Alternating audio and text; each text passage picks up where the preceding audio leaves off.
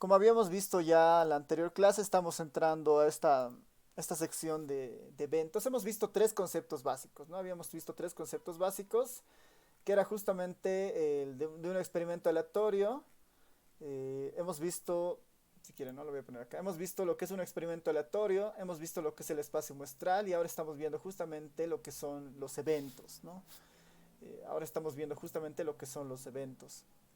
Y en esto de los eventos habíamos visto que en realidad es sencillo en el sentido de que un evento, como es un subconjunto del espacio muestral, tiene mucha relación a lo que nosotros definíamos como conjunto seguramente en la materia de álgebra, ¿no? Entonces, para nosotros, esta idea de los eventos es simplemente eso, ¿no? Es un subconjunto del espacio muestral. Y en la anterior clase ya habíamos empezado a ver algunas propiedades, algunos conceptos que se pueden ir aplicando sobre los conjuntos, por ejemplo, ¿no? Habíamos dicho que dos eventos, por ejemplo, se pueden unir, por ejemplo, ¿no? O sea, si A y B son dos eventos, la unión de estos eventos simplemente es como que la suma o se crea un conjunto más grande con la pertenencia de todos los resultados que están contenidos en cada uno de los eventos, por ejemplo, ¿no? Ese era el concepto de la unión de estos eventos A y B. La intersección de dos eventos básicamente era si sucedía que ambos eventos tenían algún tipo de resultado en común, por ejemplo, ¿no? Habíamos visto que dos eventos son mutuamente excluyentes si hacemos la intersección entre ellos y, por ejemplo, teníamos el resultado del vacío, ¿no? Tal vez ahí podemos tratar de tener algún ejemplo para entender esto, digamos, ¿no? Entonces puedo tener un ejemplo, vamos a hacer un ejemplo acá. Decirles, bueno, en el lanzamiento, ¿no? En el lanzamiento de dos dados, por ejemplo, ¿no? En el lanzamiento de dos dados, en el lanzamiento de dos dados, sean, en el lanzamiento de dos dados, nos puede interesar, por ejemplo, la suma, digamos. En el lanzamiento de dos dados, eh, en el lanzamiento de dos dados y la suma de sus resultados, sean los eventos, ¿no? Vamos a crear algunos eventos, por ejemplo. Vamos a crear, por ejemplo, el evento A, que es la suma es par, por ejemplo, ¿no? La suma es par. Un evento bastante sencillo, la suma es par. Otro evento que podemos tener acá es el evento B, la suma es impar. Otro evento que podemos tener acá es, por decir, eh, el resultado, la suma, ¿no? Para seguir un poco la lógica, la suma es múltiplo de 7 y un cuarto evento, digamos, ¿no? Un cuarto evento que puede ser un evento D, digamos, como la suma es mayor a 5, ¿no? La suma es mayor a 5. Puede ser describir los eventos, ¿no? Describir los eventos, ¿no? Nuestro interés en este caso pueden ser describir los eventos A, B, C y D. Y luego, ¿no? Y luego calcular. Y luego encontrar algunos eventos en particular, digamos, ¿no? ¿A qué será igual, por ejemplo? Vamos a ver unos 5 ejemplos de esto. ¿A qué será igual si yo hago la intersección o Recording is on. ¿qué tal si yo hago, por ejemplo, acá la intersección entre A y C, por ejemplo, ¿no? A y el evento C, ¿no? ¿A qué será igual esto? Otro ejercicio acá puede ser, bueno, ¿a qué será igual si yo al conjunto B le saco la intersección con el conjunto D, por ejemplo? ¿No? ¿A qué será igual eso? Eh, Otra muy sencilla sería, por ejemplo, ¿a qué ser igual yo si al evento A o al evento C, digamos, ¿no? Al evento C le hago una unión al evento D, pero a su complemento, por ejemplo, ¿no? Al complemento del evento D. A ver, veremos alguna un poco más complicada. Que ser igual si yo al A le hago la intersección a la unión del conjunto B con el conjunto C, por ejemplo. Y en una misma idea parecida a esta, puedo tener esto de forma inversa, ¿no? Entonces, pondremos este ejemplo para ver algunas propiedades de estos eventos. Y después describimos los eventos que son resultado de estas operaciones entre eventos, ¿ya?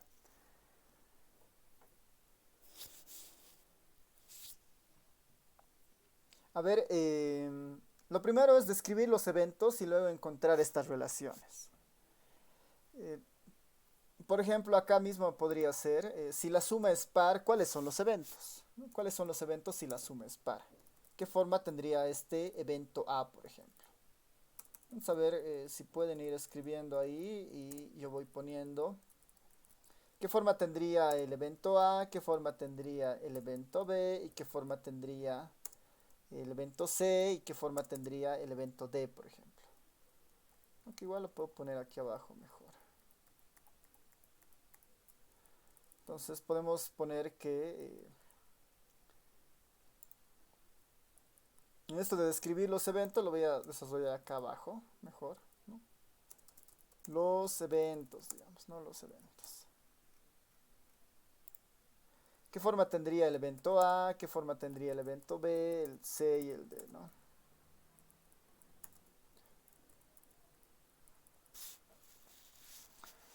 Ya, súper, entonces ya, súper. Entonces, elemento A, como pone, por ejemplo, Estefanía, son los pares, digamos, ¿no? 2, 4, 6, 8, 10 y 12, ¿no? Este es el evento A, por si acaso, ¿no? Este es nuestro evento A. 2, 4, 6, 8, 10, 12.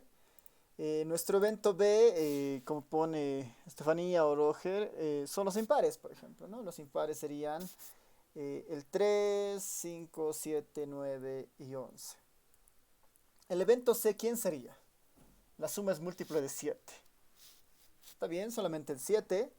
Y el evento, y el evento D, y el evento D, ¿quién sería?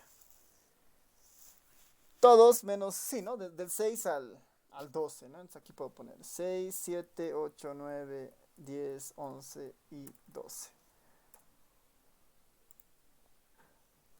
Ya. Ahí tengo, por ejemplo, descrito ya la composición de estos eventos. Y veremos estas operaciones, por ejemplo, ¿no? La primera es A unión C. ¿Qué tendría en el caso de A unión C? ¿Qué tendría en este caso?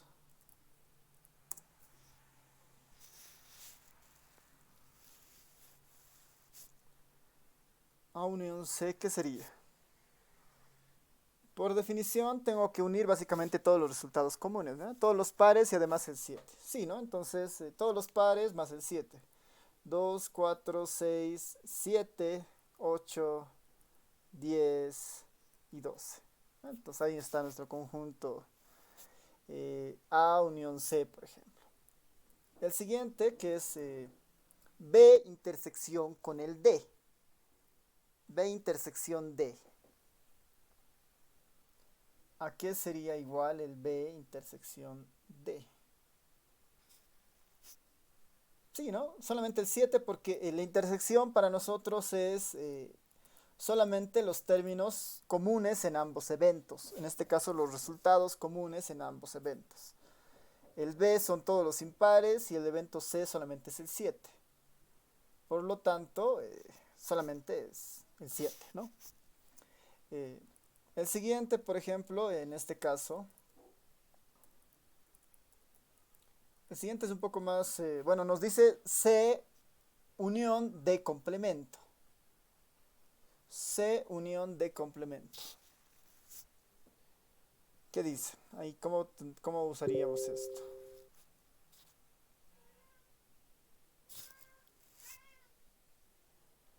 C unión de complemento. A ver, ¿quién va poniendo ahí algún valor?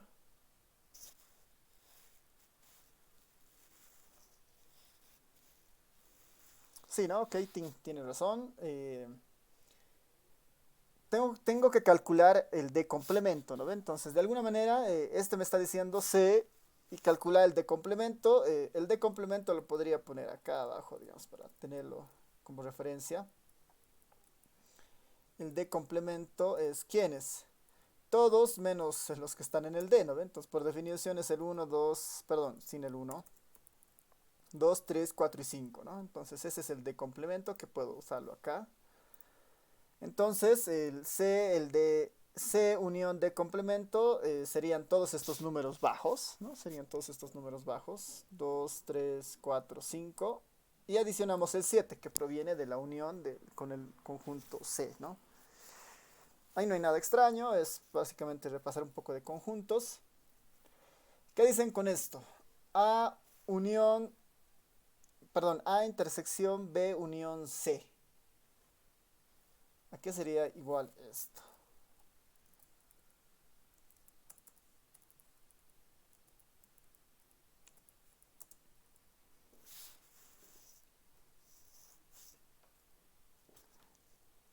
A intersección B unión C, ¿no? Entonces, acá, por ejemplo, lo primero que tengo que hacer es eh, encontrar el conjunto B unión C, por ejemplo, ¿no?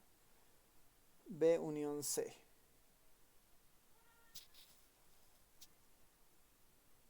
Y a su compañero dice que es el 2. Estefanía dice vacío. Katie dice vacío, Roger también vacío, ¿no?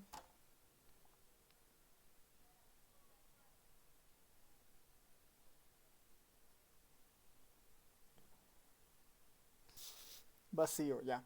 Aquí hay una cosa importante que tienen que recordar, por ejemplo, ¿no?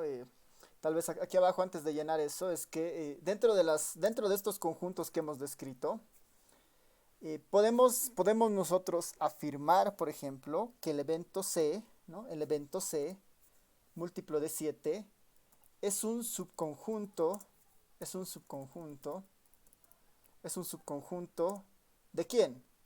Del evento B, ¿no? C es un subconjunto de B, por ejemplo, ¿no? En este caso, ¿no? Porque el 7 está contenido en el B, ¿no? C es un subconjunto de B. Siempre que sucede esto, ¿no? Entonces, bueno, acá puedo poner entonces, si C es un subconjunto de B, dado que el 7 está contenido en el B, ¿a qué sería igual, por ejemplo, si yo hago la intersección entre C y B, por ejemplo, ¿no? Acá puedo tener diferentes propiedades, ¿no? ¿Qué tal si yo hago C unión B, ¿no? ¿A qué va a ser igual esto? Si eso está sucediendo. ¿Y a qué va a ser igual la intersección? C cap B, ¿no?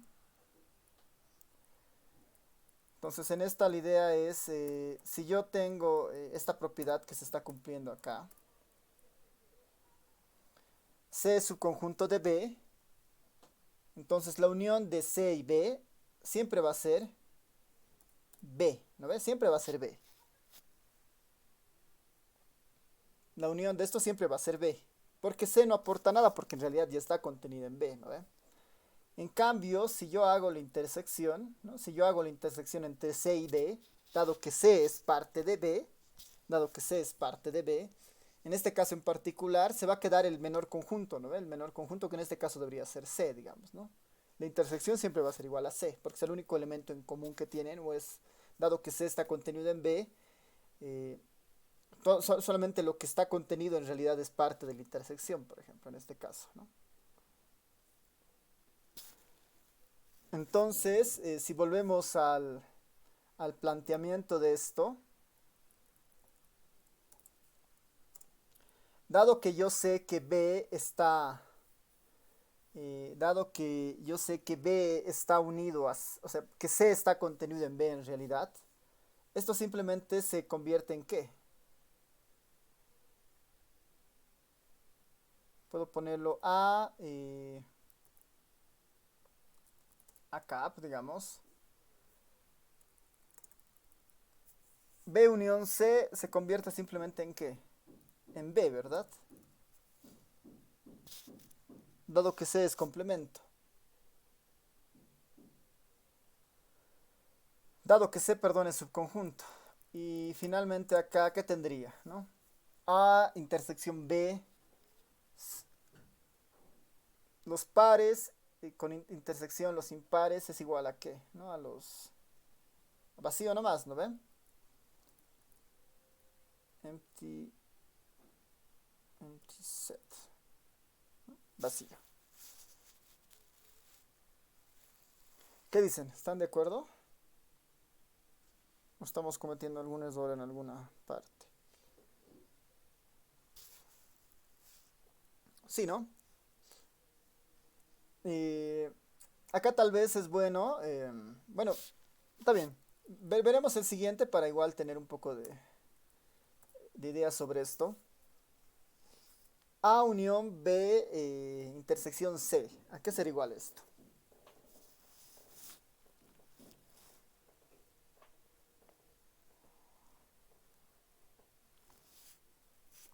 Dado que C es subconjunto de B, dado que C es subconjunto de B, esto finalmente simplemente es eh, perdón, A unión C, ¿no ve? Esto se convierte simplemente en eso, dado que C es subconjunto de B. Y A unión C ya lo habíamos calculado al inicio, ¿no? Todos más el 7, digamos, ¿no? Justamente lo teníamos acá, por decir, ¿no? Justo lo teníamos ya acá.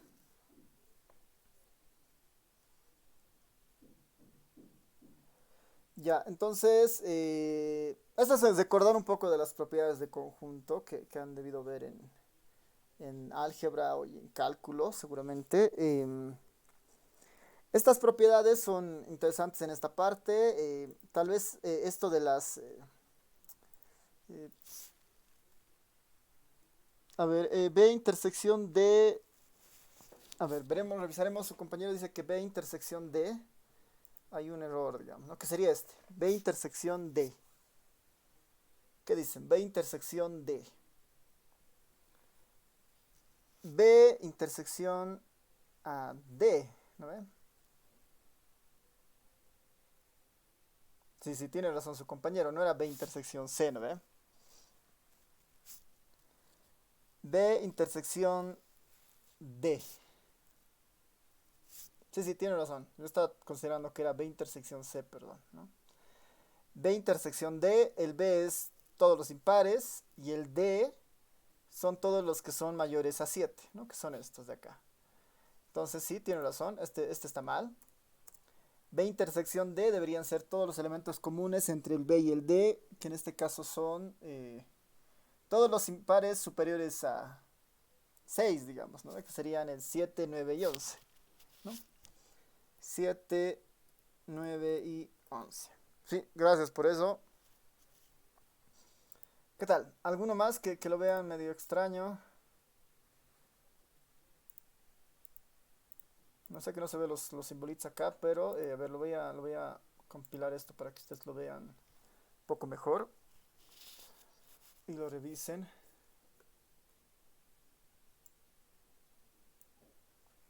Tal vez hasta esta parte alguna duda, pregunta, comentario.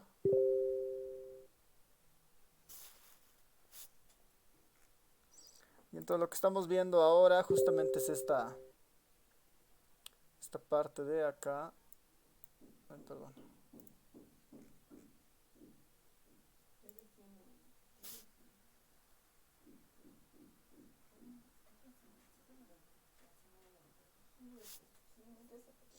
Ahí está, ¿no? En la pantalla ya lo tienen. Lo que acabamos de hacer. A ver, voy a bajar hasta estos ejercicios, ¿no?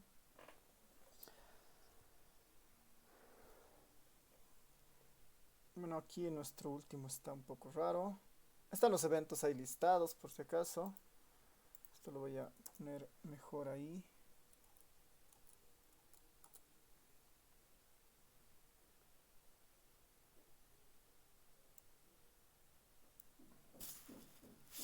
Creo que sí, ¿no? Creo que estamos con todo correcto. Acá está algo extraño pasando que vamos a ver que...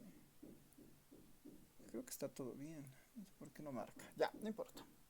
De ahí lo voy a revisar de todas formas. Ya, entonces, esta de acá nos da paso a ver algunas propiedades sobre los...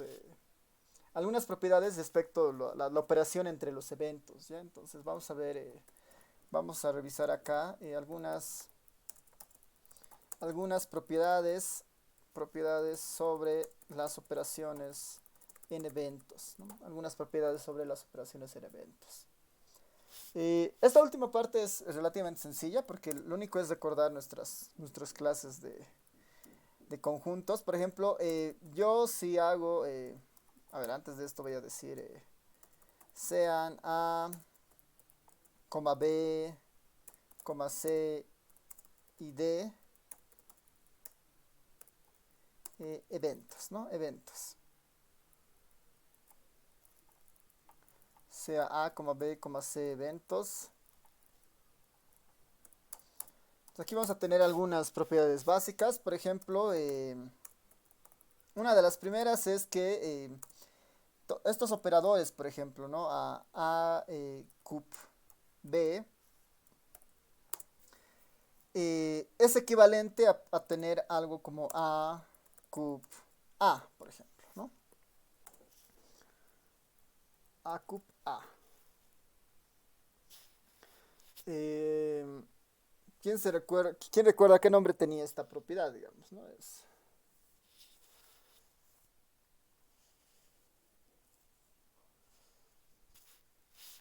A unión B es lo mismo que B unión A, estamos diciendo, ¿no? Esa es una propiedad, ¿no? Eso es la propiedad conmutativa, digamos, ¿no? Es propiedad conmutativa, súper, está bien. Para los eventos, la propiedad conmutativa, o la ley conmutativa, si quieren, igual se cumple tanto para esto de la unión, o también se cumple para la intersección, ¿no? Voy a poner lo mismo acá, me voy a copiar y solamente voy a cambiar esto. También se cumple para la intersección, ¿no ven? A intersección B es lo mismo que B intersección A. Eh, esa es si quieren, la propiedad conmutativa o la ley conmutativa. Otra de las propiedades sobre estas operaciones con eventos sería nuestra ley de asociación o nuestra propiedad de asociación, por ejemplo, ¿no? Si yo tengo acá, voy a extender esto un poco. Si yo tengo A unión B, unión C, por ejemplo, yo puedo asociar ciertas partes, ¿no? Yo puedo asociar estos dos primeros conjuntos y hacerlo después el tercer conjunto. O sea, puedo, si el operador es el mismo, la, la propiedad de asociatividad me dice que estos dos procedimientos son equivalentes, ¿no? Estos dos procedimientos son exactamente equivalentes, ¿no? A unión B, unión C es equivalente a A unión B unión C, por ejemplo, ¿no? Esa es la propiedad de asociatividad. Lo otro que acabamos de usar también, pero tal vez no hemos visto la propiedad como tal.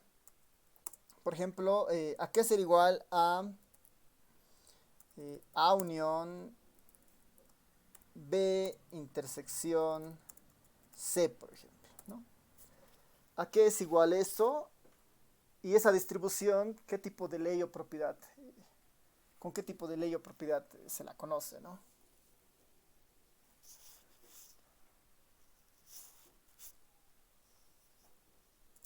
Esto, si recuerdan, es igual a qué.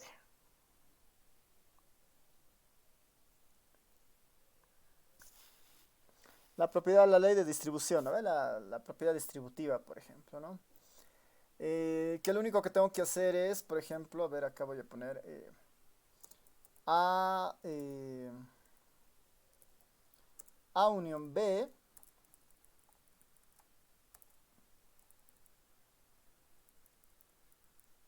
A unión B, intersección A unión C.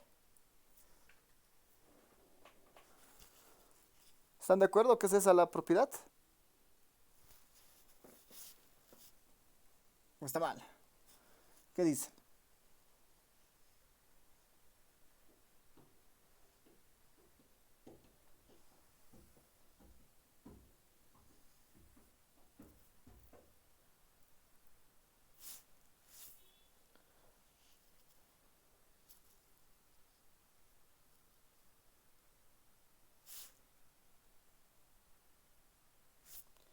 Ya, a ver, esto era la ley distributiva para la unión y la otra está para la otra debería ser para la intersección, ¿no? Entonces voy a copiar un poco de esto acá. Y la pregunta es acá lo mismo, digamos, ¿no?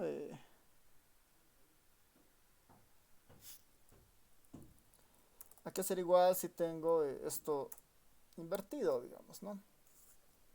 A intersección B unión C, por ejemplo, ¿no? Entonces acá la intersección viene a funcionar como el operador enlace, ¿no? Y acá puedo poner esto como A intersección B, A intersección B y todo esto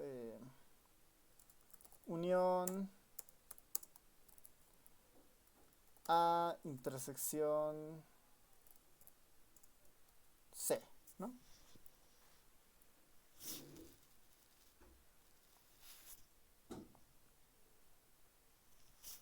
Sí, ¿no? Esas son nuestras propiedades, ¿no? La primera de acá es para nosotros la propiedad conmutativa o la ley conmutativa, ¿no? Esta es la con, conmutativa.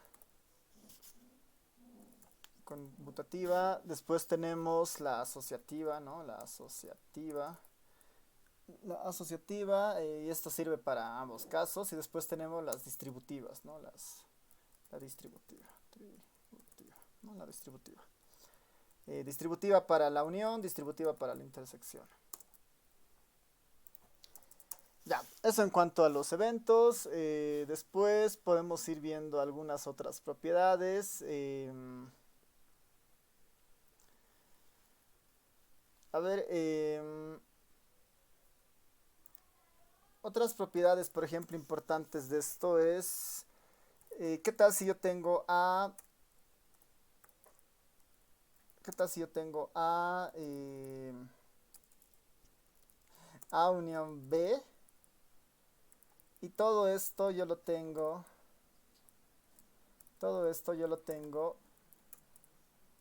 en complemento. Esto, ¿no? A unión B, todo eso, el complemento. Todo el complemento de A unión B. Aquí será igual.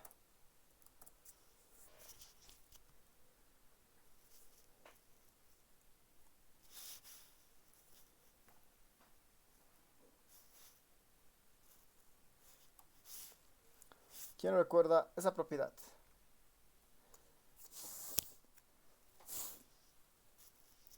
A unión B, todo ese conjunto, el complemento de ese conjunto. El complemento de la intersección, sí, ¿no ven? Entonces esto sería la intersección de A en realidad, ¿no? La intersección de A, perdón, la intersección de A, A complemento, perdón, A complemento. A complemento,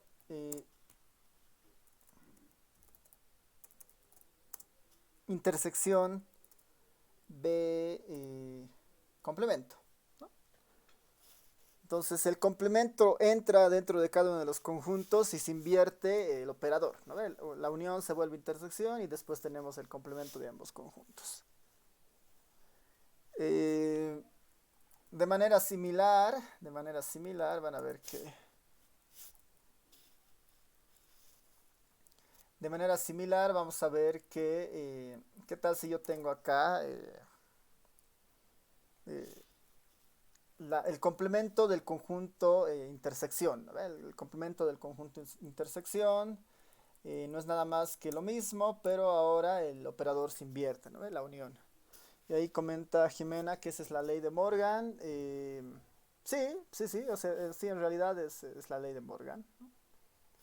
Son partes de las leyes de Morgan para dos eventos, ¿no? Esto después se puede generalizar de muchas formas. Y esto de la generalización es muy importante porque nosotros eventualmente vamos a recurrir a alguna de las generalizaciones cuando veamos probabilidad. Entonces voy a ponerlo, digamos, ley de Morgan acá para un poco poner el enunciado de manera general. ¿Qué es lo que dice la ley de Morgan? Es que yo puedo tener, voy a poner acá, voy a escribir un poco esto de tal manera que podamos entender un poco la notación que vamos a tomar en esta parte.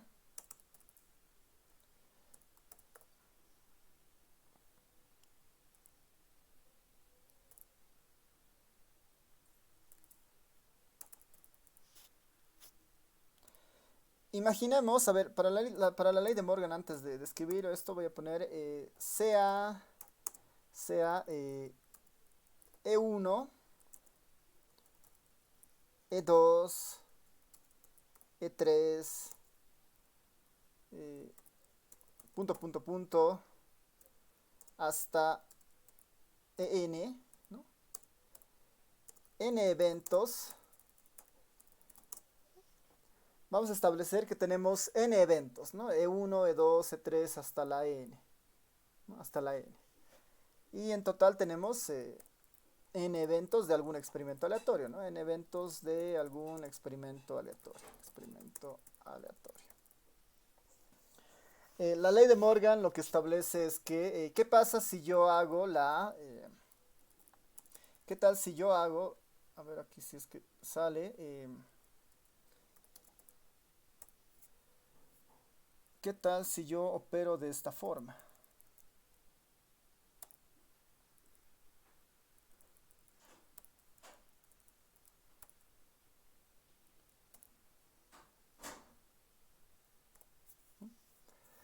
La ley de Morgan es un poco...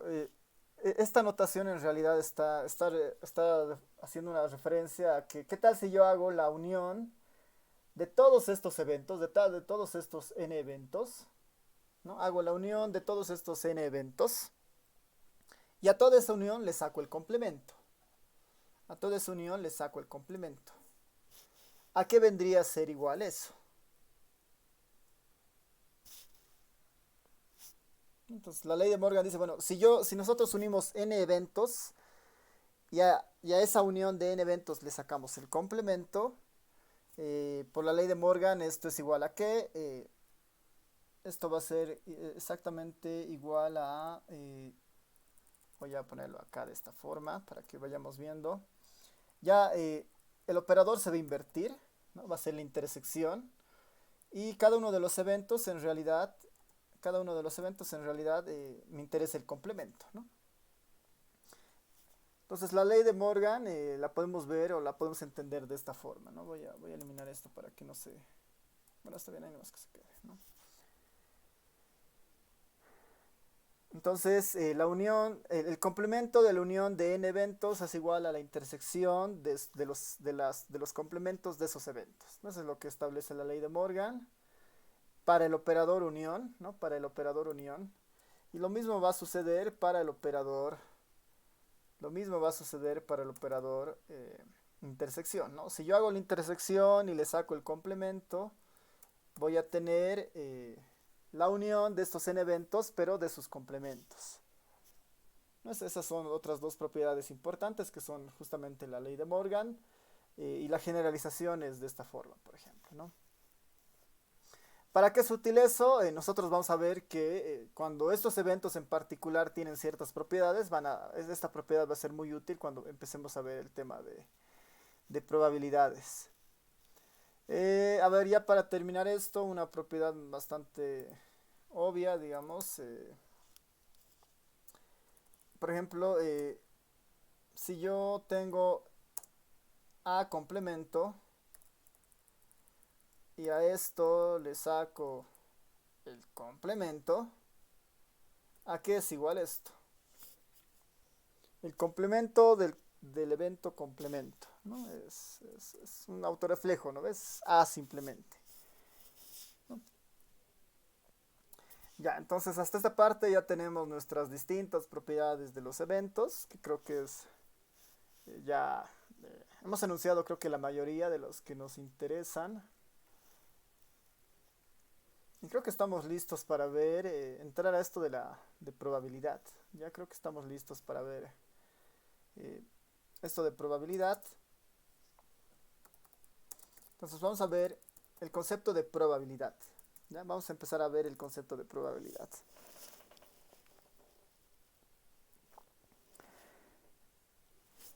Ya, entonces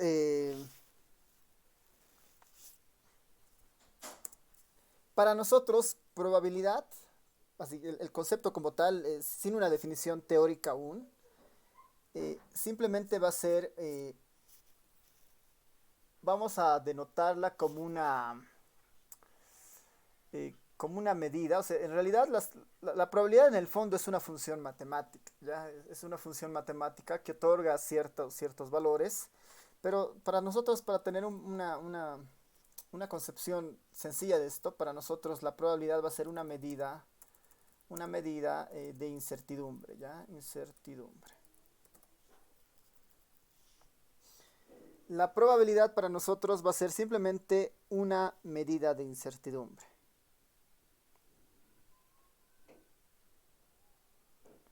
En el sentido que la idea de la probabilidad en el fondo es tener de alguna forma algún cierto criterio algún cierto criterio que nos pueda dar la idea de la ocurrencia de un evento, ¿no? Entonces, la medida más sencilla de describir esto, a la probabilidad es como una medida de incertidumbre. Y esto lo pongo en el sentido de que existen diferentes aproximaciones a conceptualizar lo que es esta medida de incertidumbre, ¿no? Entonces, por ejemplo, ¿no? Por ejemplo, voy a ponerles tres corrientes de estos conceptos que hay para este tipo de cosas. Entonces, hay varias maneras de acercarse a este concepto de probabilidad. Uno es desde el concepto más antiguo, que es la probabilidad teórica, ¿no? Que es la probabilidad teórica.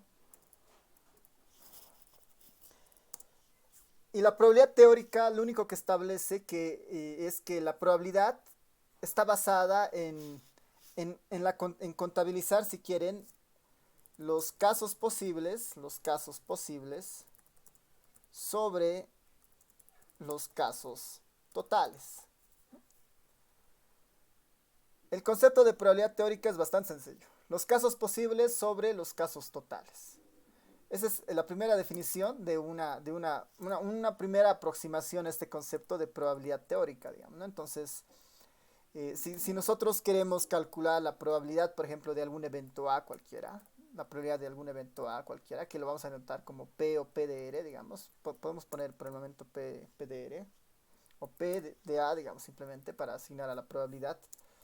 Lo que establece esta primera aproximación a probabilidad, que sería este concepto de probabilidad teórica,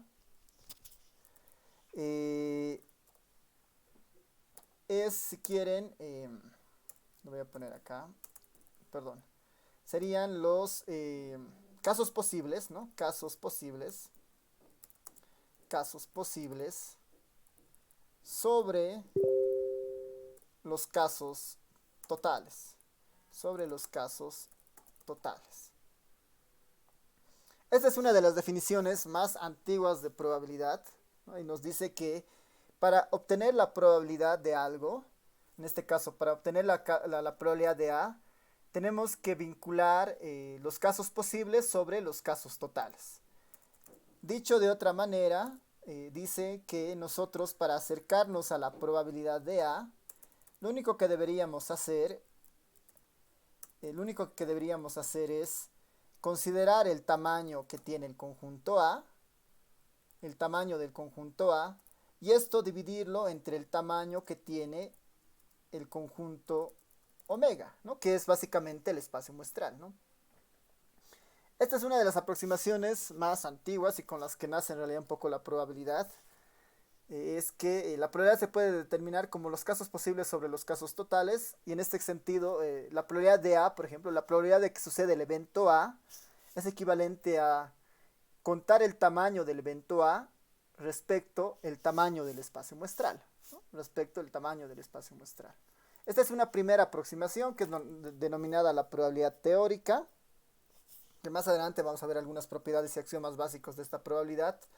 Y para tener algún ejemplo de esto, ¿no? Un ejemplo de esta probabilidad teórica, muy sencilla, digamos, ¿no? El lanzamiento de un dado, ¿no? Un dado. En el lanzamiento de un dado, el espacio muestral, ¿quién es? El espacio muestral del lanzamiento de un dado, como ya lo habíamos visto en anteriores clases, simplemente es la colección del 1, 2, 3, 4, 5 y 6, por ejemplo. ¿No? Esos son los posibles resultados.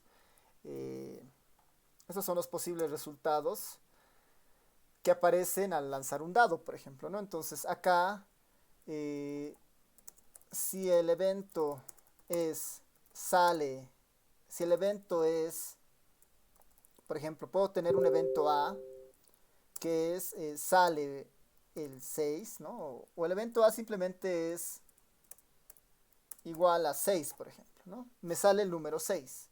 Puedo tener otro evento, que sea el evento B, que sea es par, por ejemplo, ¿no? O el resultado simplemente par. Voy a ponerlo. El evento B es par, por ejemplo, ¿no? Si tuviera este experimento de lanzar un dado y tengo dos eventos, el evento A que sale igual a 6 o el evento B que es igual a par, por ejemplo, ¿no? Entonces, en los conceptos de la probabilidad teórica, ¿cómo procedemos para calcular estas probabilidades, por ejemplo, ¿no? ¿A qué será igual la probabilidad de A, por ejemplo? ¿A qué será igual la probabilidad de A? Por definición dice el tamaño del evento A sobre el tamaño de omega. ¿Cuál es el tamaño del evento A? ¿Cuántos elementos tiene? Solamente tiene uno, ¿no? Solamente tiene uno. Solamente tiene uno. ¿Y cuántos elementos tiene el espacio muestral? Tiene 6, digamos, ¿no? Entonces la probabilidad de que salga el 6 es un sexto, por ejemplo, ¿no? Esa es la idea de la probabilidad, de esta probabilidad teórica que estamos viendo ahora. Si lo vemos de otra forma, por ejemplo, ¿no? Si lo vemos en este caso la probabilidad de B, ¿cuál es la probabilidad de que salga par, por ejemplo, ¿no? Siguiendo la lógica del concepto de la probabilidad teórica, ¿cuál es el tamaño del conjunto B, por ejemplo? El conjunto B, que es par, ¿cuántos números pares hay acá? 2, 4, 6, ¿no? El tamaño del evento B es de 3. ¿Cuál es el tamaño del espacio muestral de este experimento? Es 6, ¿no? Entonces tengo ahí 3 sextos, lo mismo que es igual a un medio, por ejemplo, ¿no? Esa es la idea del concepto de la probabilidad teórica, ¿no? Los casos posibles sobre los casos totales.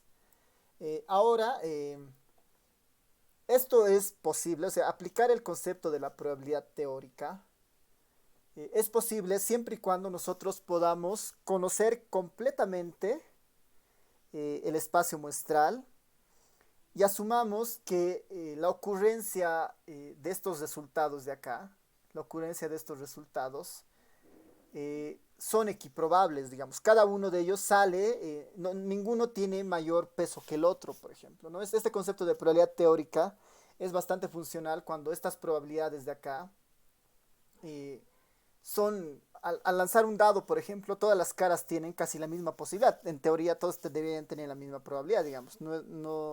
Ningún número debería aparecer con más frecuencia que otro, por ejemplo, ¿no? Si eso ocurriese, la prueba teórica modela muy bien ese tipo de problemas. Cosa que no siempre es cierto, ¿no?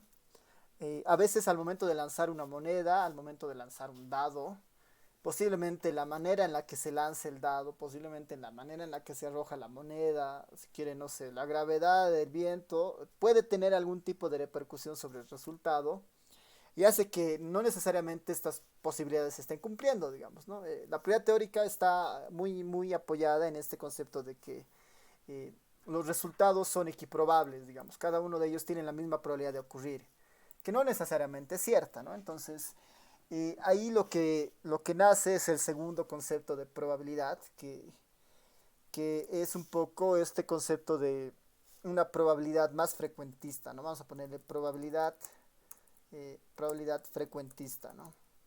Frecuentista. Eh, la probabilidad frecuentista es un concepto un poco más elaborado de las probabilidades.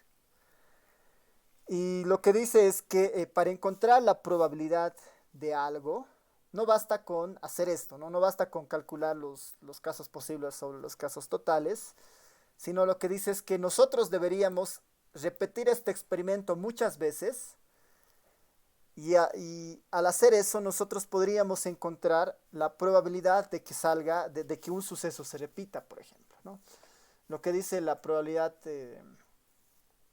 frecuentista es que nosotros deberíamos repetir muchas veces un experimento para recién tener acceso al verdadero valor de la probabilidad, por ejemplo, ¿no?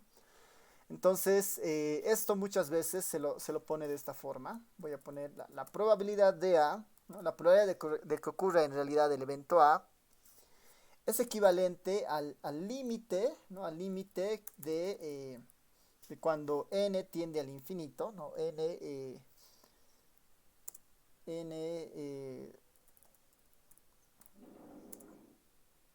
a ver, voy a ponerlo directamente acá de esta forma.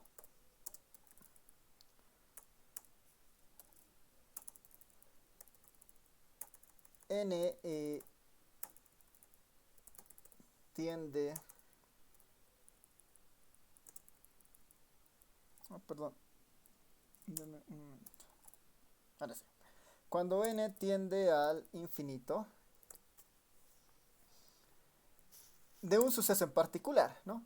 La probabilidad de A es igual a un límite en el fondo, en este concepto de probabilidad frecuentista, eh, de qué elemento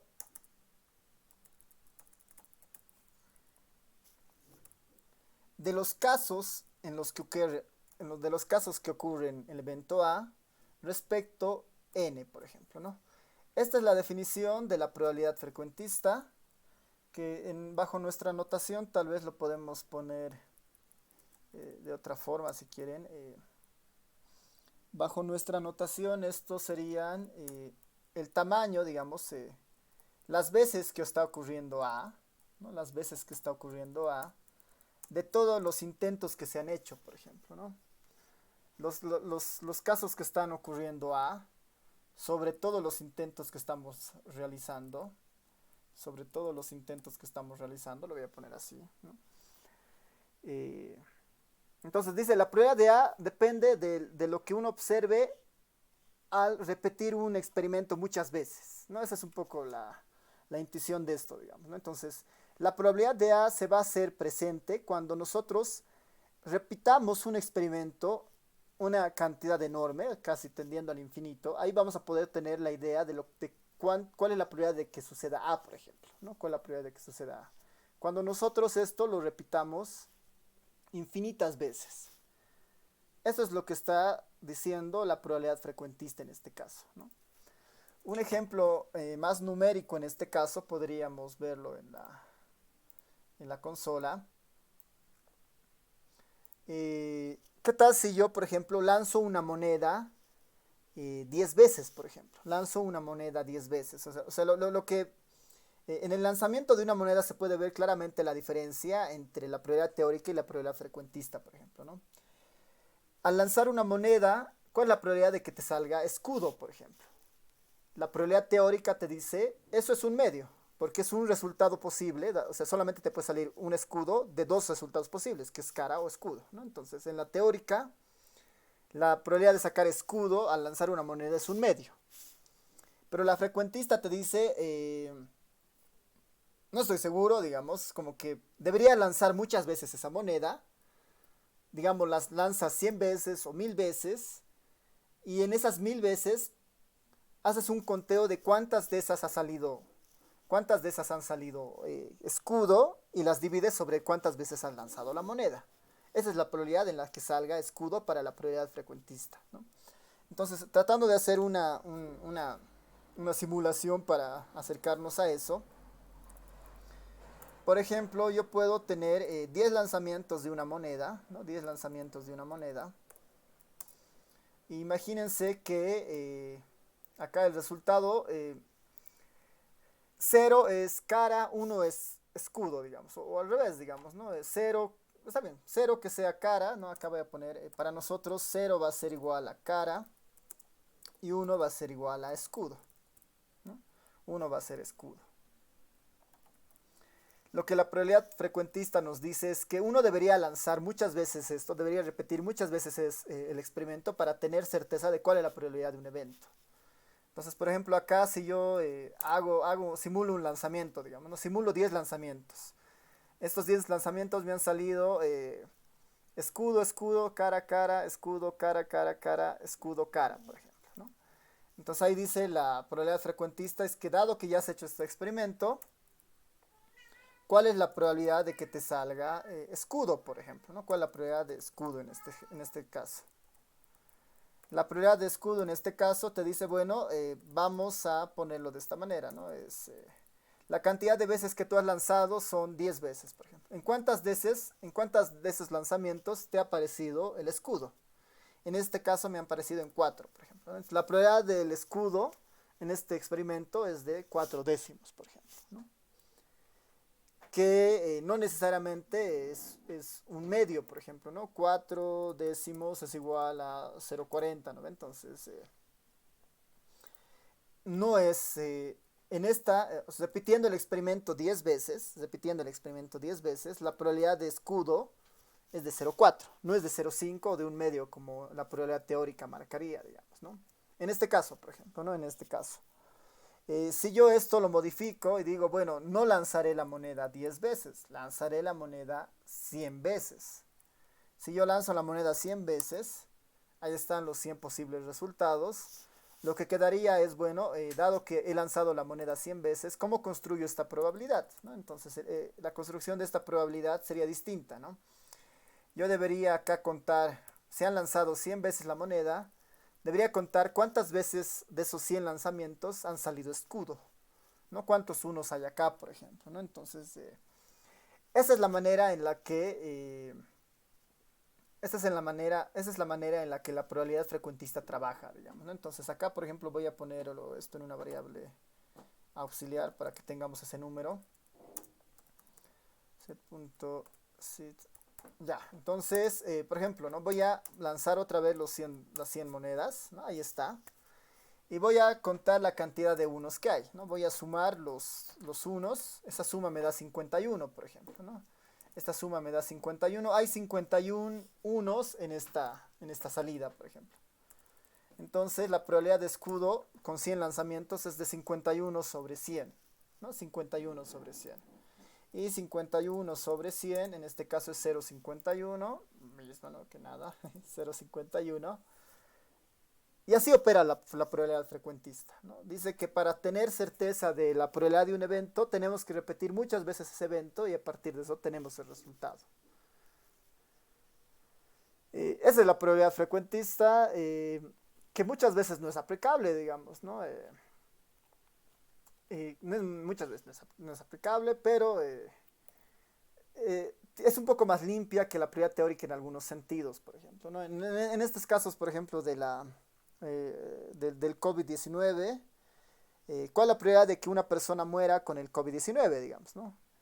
La probabilidad teórica te diría, bueno, pues, tenemos que, o sea, la probabilidad teórica te diría tienes que infectar a todas las personas y a partir de eso tienes que calcular la cantidad de muertes, dado que todos se han contagiado, digamos, ¿no? Una aproximación medio de ese estilo, mientras la probabilidad frecuentista te diría, bueno, esa se va a actualizar a medida de que los infectados se vayan generando y tengamos una razón de los muertos respecto a los contagiados, por ejemplo, ¿no? Y eso se actualiza con el tiempo, por ejemplo, ¿no? Entonces, igual son aproximaciones que en algún momento convergen en algún punto.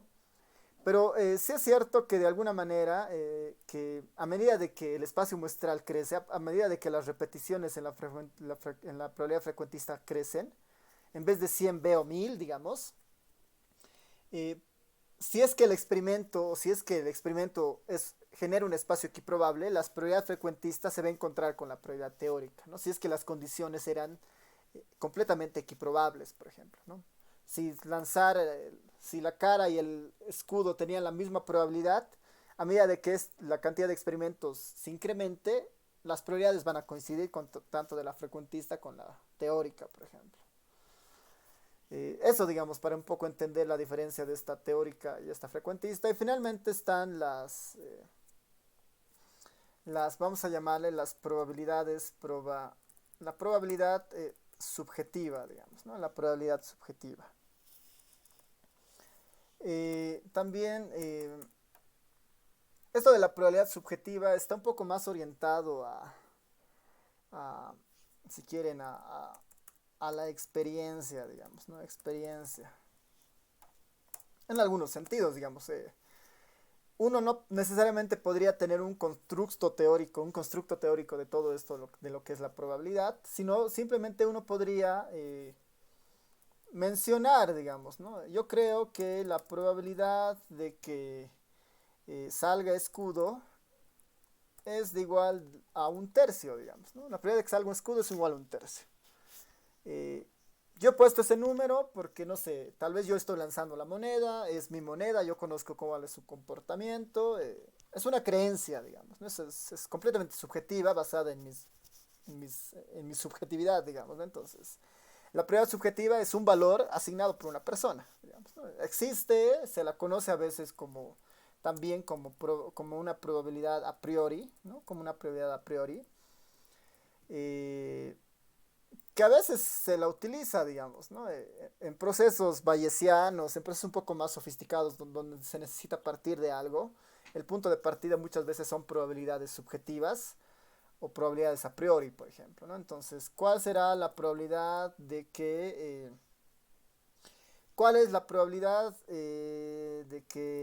llueva mañana, digamos, ¿no? ¿Cuál es la probabilidad de que llueva, digamos, ¿no? ¿Cuál es la probabilidad de que llueva hoy, digamos, ¿no? Por decir, o cuál es la probabilidad de que llueva hoy, por decir, ¿no? Uno podría recurrir a los sistemas meteorológicos, ver, pero hay otras personas que no se ven el cielo y dicen, ah, va a llover, digamos, ¿no? La probabilidad de que llueve es evento seguro, digamos. No sé, es como que la probabilidad de que llueva es de 0,75, digamos, ¿no? Casi, es muy seguro que va a llover, digamos, ¿no? Es 0,99, es muy seguro que va a llover, ¿no? Estas probabilidades son las conocidas como las a priori, las subjetivas, las que se basan en experiencias, que en algún momento se utilizan en la estadística, justamente en los procesos bayesianos. Entra mucho de esto como un punto de inicio, digamos, como una especie de semilla para empezar a predecir lo demás, ¿no? Estas probabilidades a veces son muy buenas siempre y cuando la experiencia de la persona que dicta estas probabilidades sea muy buena, digamos, ¿no? Entonces, eso, ¿no? Esto normalmente a veces se lo ve en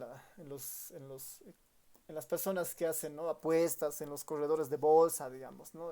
No hay un modelo teórico que les impulse tal vez a tomar una decisión, sino es una creencia, es una probabilidad de éxito que ellos tienen y a partir de eso, digamos, hacen la toma de algunas decisiones, por ejemplo, ¿no? Nosotros en particular vamos a concentrarnos específicamente en las probabilidades teóricas, ¿no? Las probabilidades frecuentistas y las probabilidades estas, las subjetivas, Son temas que sí existen, pero nosotros, dado que es un curso de teoría de probabilidades inicial, entonces vamos a verlo con más fuerza justamente las probabilidades teóricas. Vamos a generar experimentos donde podamos contar la cantidad de eventos que existen, o el tamaño de un evento, vamos a contar el tamaño del espacio muestral y a partir de eso calcular el espacio muestral, por ejemplo, ¿no? No sé si hasta ahí tienen alguna duda o pregunta o comentario, dado que a partir de esto ya vamos a ver algunas propiedades de las probabilidades, digamos, ¿no?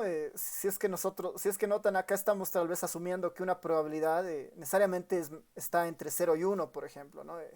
La probabilidad teórica te obliga de alguna manera a pensar que esto no debería ser más grande que 1, por ejemplo, ¿no? Dado que como el A es subconjunto de omega, nunca el numerador va a ser más grande que el denominador. Entonces, en el peor de los casos, el numerador puede ser igual a omega. Entonces, ahí esta probabilidad está acotada, dado este concepto, por ejemplo. Debería ser a lo sumo 1, digamos. No hay una probabilidad mayor a 1, por ejemplo, ¿no? En esto también del límite, estamos pensando que la probabilidad está acotada de alguna manera, ¿no? Y eso es algo que vamos a ver más adelante. O en la siguiente clase, ¿no? Dado que ya estamos entrando a las 2 de la tarde. No sé si alguien tiene alguna duda, consulta, comentario.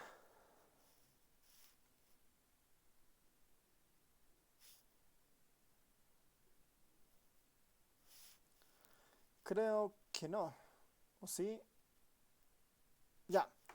De todas maneras,